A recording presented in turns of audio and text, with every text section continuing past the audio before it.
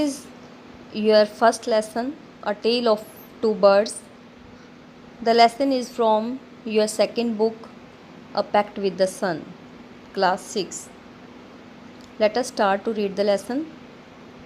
These are the main points of the first part. A mother bird and her two young ones lived in a forest. एक बार दो पक्षियों के साथ, दो अपने छोटे बच्चों के साथ एक माता जो है पक्षी एक जंगल में रहती थी. The mother was killed in a storm and the young birds were separated from each other. तो एक बार एक तूफ़ान आता है और उनकी जो मदर है वो मर जाती है और जो दो छोटे बच्चे होते हैं, पक्षी होते हैं, वो एक दूसरे से अलग हो जाते हैं, सेपरेट हो जाते हैं. Each found a different home. उन दोनों को अलग अलग तरह का वातावरण मिलता है, अलग अलग तरह का माहौल में वो पलते हैं. तो जैसे माहौल में वो रहते हैं उनका ऊपर वैसा ही असर हो जाता है. तो ये स्टोरी हमें यही बताती है कि कंपनी का जो है बहुत फ़र्क पड़ता है. जैसी किसी की कंपनी होगी वैसा ही वो व्यक्ति बन जाता है. तो हमें अच्छी कंपनी रखनी चाहिए, यानी कि ये स्टोरी हमें ये मॉरल देती है. Let us read. There once lived a bird and her two newborn babies in the forest. एक बार एक पक्षी जो है वो अपने दो नवजात पक्षियों के साथ, नवजात शिशुओं पक्षियों के साथ जंगल में रहती थी. They had a nest in a tall shady tree and there the mother bird took care of her little ones day and night. तो उनका घोंसला एक लंबे छायादार पेड़ में था. जो मदर बर्ड थी वो अपने बच्चों की दिन रात देखभाल करती थी. One day there was a big storm. एक दिन बहुत बड़ा तूफान आया. There was thunder, lightning and rain and the wind blue down many trees. तो बहुत ही ज़ोर से तूफान आया, बिजली गरज रही थी और बारिश भी हो रही थी और तेज़ हवा के साथ बहुत से पेड़ भी गिर गए थे. The tall tree in which the birds lived also came down. तो जिस पेड़ में वो पक्षी रहते थे वो भी नीचे गिर गया था. A big heavy branch hit the nest and killed the bird. एक बहुत ही बड़ी और भारी टहनी जो है वो घोंसले पर गिर गई और पक्षी जो है वो मर गया. कौन सा पक्षी मरा? यानी कि उनकी मदर थी, जो छोटे बच्चों की वो मदर जो है उनकी मारी गई. Fortunately for the baby birds the strong wind blew them away to the other side of the forest. Fortunately का मतलब है सौभाग्य से. सौभाग्य से जो बेबी बर्ड्स थे, बच्चे थे, उनके लिए एक तेज़ हवा चली, तेज़ हवा का झोंका आया और वो जंगल में उनको दूसरी दिशा में ले गया. One of them came down near a cave where a gang of robbers lived.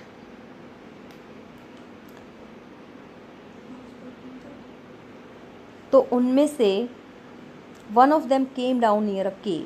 तो उनमें से एक था जो वो गुफा के पास एक गैंग जहाँ पे रहता था डाकुओं का, वहाँ पे गिर जाता है. और दूसरा द अदर लैंडेड आउटसाइड अ ऋषिज आश्रम अ लिटिल डिस्टेंस अवे. जो दूसरा था वो एक ऋषि के आश्रम में थोड़ी सी दूरी पर गिर जाता है.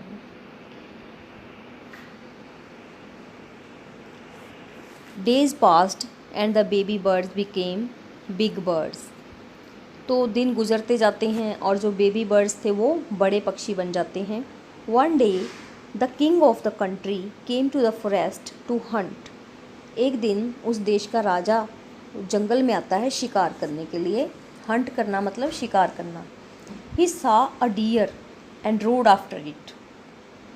उसने एक हिरन देखा और उसके पीछे जो है वो अपना घोड़े पे सवार चल दिया. रोड जो है एक सेकंड फॉर्म है, राइड, रोड, रीडन होता है. राइड का मतलब यानी कि सवारी करना. तो वो घोड़े पर सवार था, उसने एक हिरन देखा तो उसके पीछे पीछे वो अपना घोड़ा लगा लेता है.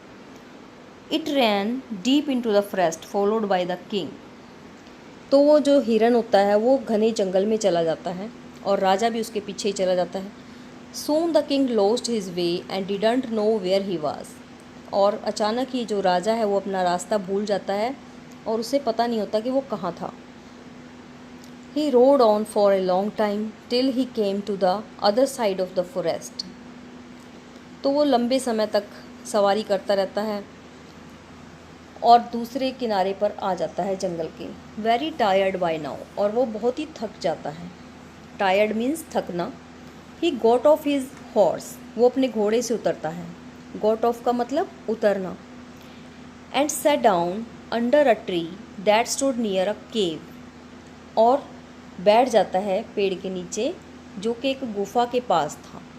सडनली, सडनली का मतलब अचानक। He heard a voice cry out, वो एक आवाज़ सुनता है। क्विक, हरी अप, जल्दी करो जल्दी करो। क्विक, देखो ये साइन ऑफ एक्सक्लेमेशन है, इसको इंटरजेक्शन कहते हैं। This is a part of speech, interjection.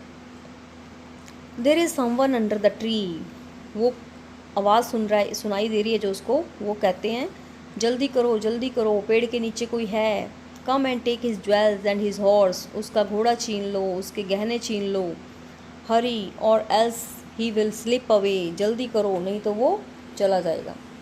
The king was amazed, राजा हैरान हो जाता है। ही लुकड अप एंड सा a big brown bird on the tree under which he was sitting, और वो ऊपर देखता है, उसने देखा एक ब्राउन कलर का एक पक्षी जो कि पेड़ पर बैठा था। ही आल्सो हर्ड फेंट noises issuing from the cave, तो वो अंदर से, गुफा के अंदर से भी थोड़ी सी आवाज़ें सुनता है, सुनने की कोशिश करता है। फेंट नॉइजेज यानी कि ऐसा शोर था जो उसको समझ नहीं आ रहा था कि क्या हुआ। He quickly got on his horse, वो जल्दी से अपने घोड़े पर बैठ जाता है। देखो ऊपर वर्ड आया था गॉट ऑफ, गॉट ऑफ का मतलब घोड़े से उतरना, और गॉट ऑन का मतलब घोड़े पर चढ़ना। To his horse and rode away as fast as he could, तो वो जल्दी से अपने घोड़े पर चढ़ जाता है और इतनी तेज़ी से भागता है जितना कि वो भाग सकता था। The king was amazed to hear a similar voice again. He came to know the bird's true story and he met the rishi who explained the behavior of each bird. These are main points of the second part. Soon he came to a clearing which looked like an ashram. तो वो भाग लेता है वहाँ से, गुफा के पास से। जल्दी ही वो कहाँ पहुँच जाता है, एक आश्रम के पास पहुँच जाता है। It was the ऋषि's आश्रम, यह एक ऋषि का आश्रम था। The king tied his horse to a tree and sat down in its shade, वो अपना घोड़ा एक पेड़ पे बांध देता है और पेड़ की छाया में बैठ गया। Suddenly he heard a gentle voice announce, अचानक ही उसने एक अच्छी सी, जेंटल यानी कि एक कोमल आवाज़ सुनी। Welcome to the ashram sir, श्रीमान आपका स्वागत है, आश्रम में आपका स्वागत है। Please go inside and rest, कृपया अंदर जाएं और आराम करें। The rishi will be back soon, ऋषि जल्दी ही आएंगे। There is some cold water in the pot, घड़े में कुछ ठंडा पानी है। Please make yourself comfortable, तो कृपया आप अंदर जाकर आराम करें। The king looked up and सा a big brown bird in the tree, तो राजा ने ऊपर देखा तो उसने वैसा ही एक भूरे रंग का एक पक्षी पेड़ पर बैठा दिखा। ही वॉज अमेज्ड, वह हैरान हो गया। This one looks like the other bird outside the cave, यह भी वैसा ही पक्षी था जैसा कि उसने गुफा में देखा था।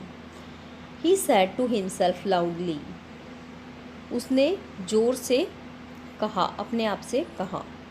यू आर राइट सर, आप सही हैं श्रीमान। आंसर द बर्ड, तो बर्ड ने उत्तर दिया। ही इज़ माई ब्रदर, वह मेरा भाई है। But he has made friends with robbers, लेकिन उसने डाकुओं को अपना दोस्त बना लिया है। He now talks as they do, अब वो भी ऐसी ही बातें करता है जैसे कि डाकू करते हैं। He doesn't talk to me any more, अब वो मुझसे बात नहीं करता। Just then the rishi enter the ashram, तभी ऋषि भी आश्रम में पहुंच जाते हैं, एंटर करते हैं। Welcome sir, he said to the king, please come inside and make yourself at home. You look tired, rest for a while, then you can share my food. तो ऋषि भी वही बातें कहता है जो कि बर्ड ने कही थी। वो राजा का वेलकम करता है, स्वागत करता है और उन्हें कहता है कि आप अंदर जाकर आराम करें, इसे अपना ही घर समझें, आप थक गए लगते हो, उसके बाद आप मेरा भोजन भी खा सकते हो। The king told the Rishi the story of the two birds and how each had behaved so differently दो दे लुक्ड सो अलाइक। तो राजा ने